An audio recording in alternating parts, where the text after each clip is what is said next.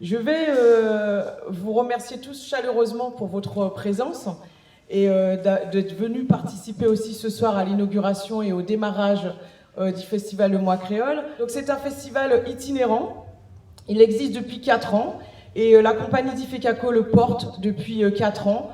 Et c'est un combat important pour nous, pour la visibilité des Outre-mer et des artistes des Outre-mer. 25 ans de travail, 25 ans de succès, de plus en plus important, et jusqu'à créer avec Ifecaco et puis avec d'autres ce mois créole qui rassemble des territoires au nom d'Anne Hidalgo, maire de Paris, et de tous les élus de Paris qui soutiennent ce festival depuis de nombreuses années déjà et qui continuent à le faire et qui ne pourront pas manquer de continuer à le faire, je l'espère, au vu de l'ampleur qu'il prend, au vu de l'ensemble de l'engouement qu'il draine. Et c'est un plaisir de voir que les créoles, la francophonie sont des valeurs qui rassemblent. L'une des missions premières du ministère de la Culture est justement le soutien à la création artistique et par là même aux différentes formes d'expression culturelle.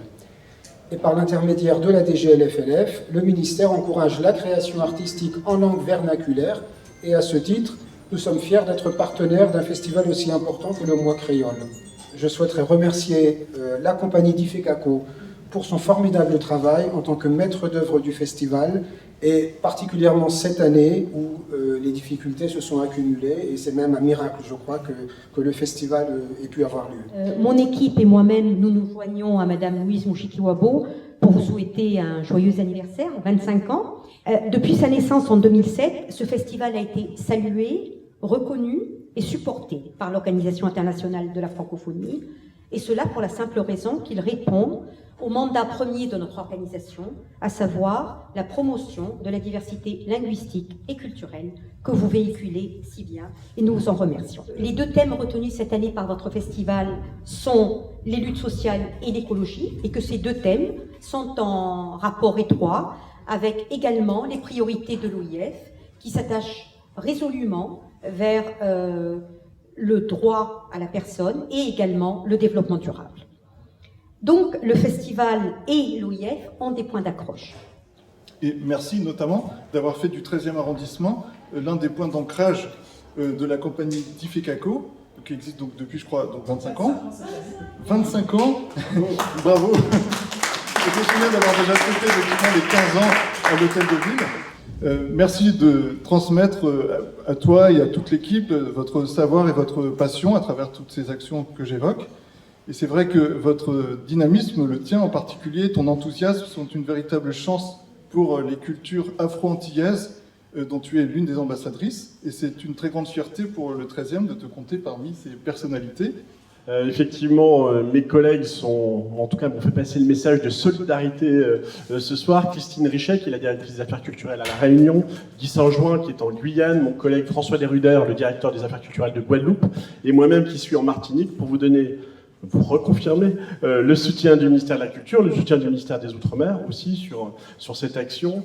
Et nous travaillons beaucoup sur le patrimoine culturel immatériel. Je vous en parle parce que dans le programme des tables rondes, dans le programme qui sont proposés, vous aurez beaucoup d'intervenants de ce secteur-là, notamment l'association La Sauté, cette association qui a refait vivre, comme dans le domaine, vous savez, de la biodiversité, on perd des espèces, on perd la biodiversité, et bien des fois on peut perdre son patrimoine culturel. Le La Sauté, qui est une technique de labour agricole accompagné de voix, de percussions, a été récupéré, remise en circulation depuis 2009, alors que c'était des pratiques perdues. Et je crois que grâce au festival créole, du Mois Créole, vous redonnez cette possibilité de vie, parce que vous faites partie des combattantes et des combattants de la culture. Nous en avons besoin aujourd'hui pour relancer la confiance avec le public dans une période très particulière, donner un espace pour les artistes, il y en a vraiment besoin. Donc je voulais vous témoigner toute notre admiration, notre soutien pour le travail que vous menez. Mon premier mot, c'est vraiment pour saluer les 25 ans de d'Ifecaco que ce festival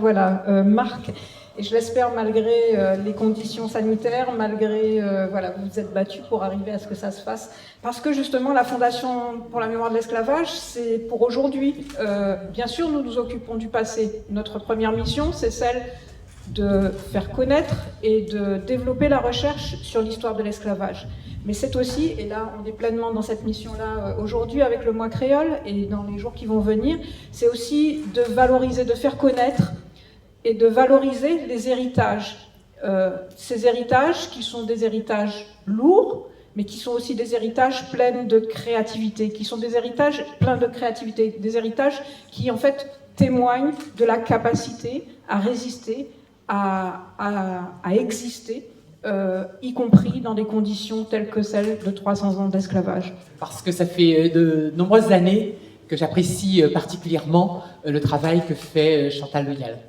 Et je crois qu'aujourd'hui, où nous sommes dans un pays qui s'interroge beaucoup sur ce qu'il est, où il va, comment il va arriver à faire les gens vivre ensemble, le fait de penser que dans nos sociétés créoles, eh bien finalement, chacun, en amenant ce qu'il était, a permis à un ensemble original d'émerger. Et c'est véritablement un discours ou une idée qui me semble très importante aujourd'hui dans les préoccupations environnementales. Et là encore, c'est vrai que DIFECACO nous amène à réfléchir sur ces sujets.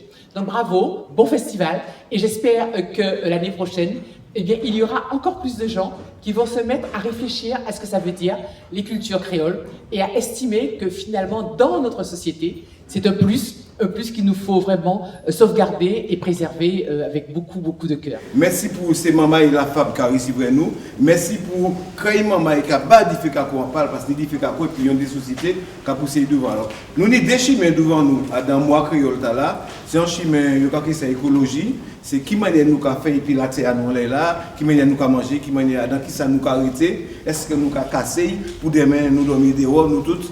C'est ça pour nous tirer en l'œil. L'autre chemin, c'est qui manière nous avons vivre l'un à l'autre. Est-ce que nous avons vivre sinon bœuf devant bref bon de l'eau, cabrit qui pas mal pas gras, est-ce que ça nous l'est? Non, c'est pas ça nous l'est. Ça nous signe, c'est dès la main qu'elle avait en Fidji, mais avant ça, en la main qu'elle avait l'autre. C'est sinon, la réalité là, nous avons vivre. Merci DIFECACO, pas n'y a l'autre bagaille pour dire, fais ça, travaille en dans tête autres, et puis bah y aller à dans là. Merci.